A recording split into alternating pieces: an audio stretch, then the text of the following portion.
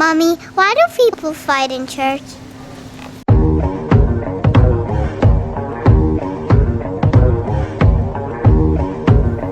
Put on then, as God's chosen ones, holy and beloved, compassionate hearts, kindness, humility, meekness, and patience, bearing with one another, and, if one has a complaint against another, forgiving each other, as the love is forgiving you.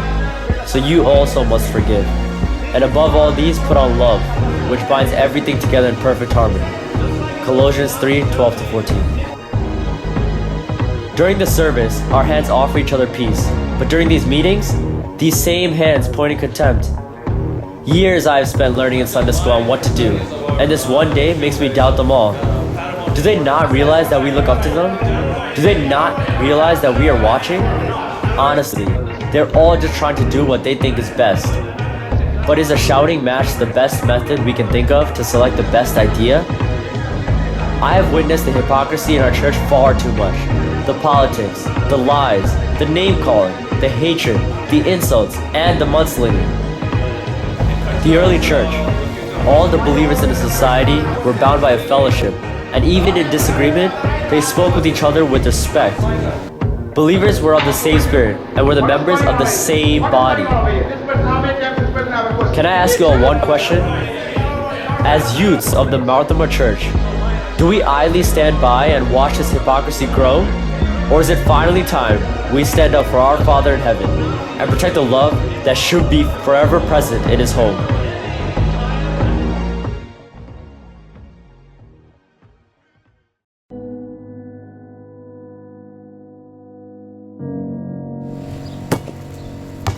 You're not gonna take the ball? Why are you so off your game today? That general body meeting yesterday, it caused Alan Chachin to leave the church. George, this yelling and screaming is hypocritical enough. Now it's causing people to doubt the church. We need to stop it. Well, we can go to the youth meeting tomorrow and talk to them about it. They will support us, and then we can go up in front of the church. We can finally give a speech and open our parents' eyes to the effects of their bickering.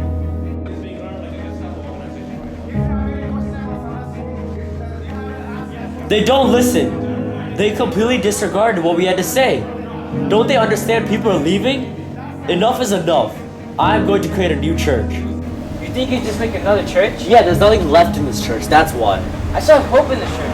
There's nothing left. All the parents do is fight, and I've been listening to it for 16 years. This church can change. It's not gonna change. No matter what we do, no matter what idea you have to come up with. We went up there in the front, they didn't listen to anything we said. Mom and Dad would be embarrassed. I don't care. Because it's my decision, my life, right? Look, this is my way. You just stay out of it, okay? Your brother held this meeting yesterday, and he actually convinced a lot of our youth to break away from our Ultimatum church and create this new church. I got out of there as soon as I could. I had to come and talk to you about this. Wow, I knew George is mad, but I didn't think you'd go to this extent. What are we gonna do? We can't just idly stand by and let something as radical as this happen. What we need is a system. A system of speaking to each other. Like a rule book? Exactly, like a rule book. But honestly, no one is gonna listen to it. It is way too ideal. People are definitely gonna disagree. Then we will remind them that it's against the Bible to act like this. We will read lines from the Bible like, if anyone says, I love God, but hates his brother, he is a liar. For anyone who does not love his brother, whom he has seen, cannot love God, whom he has not seen. 1 John chapter 4, verses 20. And you can add that one should not interrupt one another. This is all great, but how do you plan on enforcing this? We need more support. We need to go around to all Ultimatum churches and have the youth sign this petition to enforce these rules. You know, Timothy, with more power comes more temptation. And don't think that George is going to go down without a fight.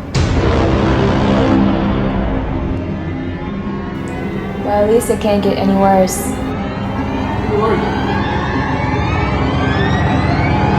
You thought you could just waltz in here and undermine my plans? I brought down nations to their knees. I made churches crumble. How? How?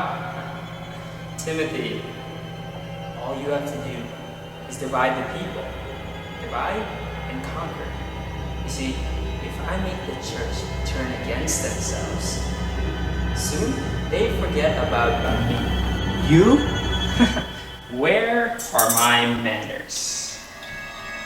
My name is Lucifer. What?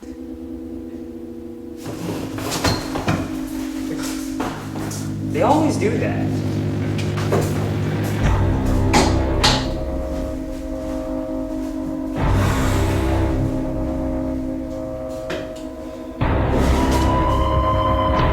Underestimating me can be lethal.